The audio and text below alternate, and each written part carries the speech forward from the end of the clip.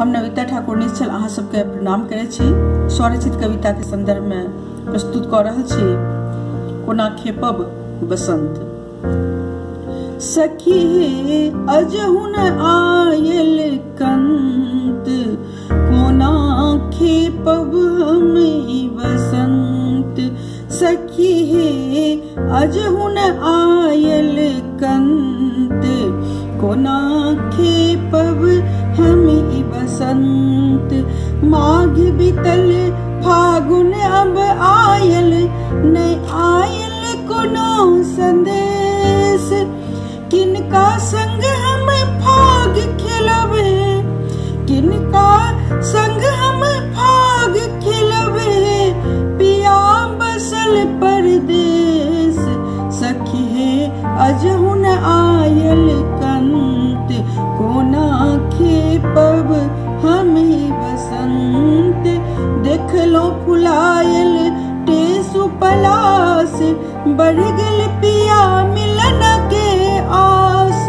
अहि बेर पिया आयत अछि विश्वास, अहि बेर पिया आयत अछि विश्वास। सखी हे अजहुन आयल कंत, कोना खेपब हम बसंत।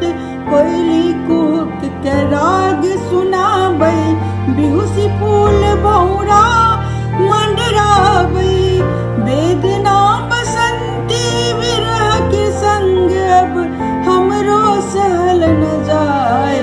सखी हे अजहुन आयल कंत, कोना खेपब हम बसंत।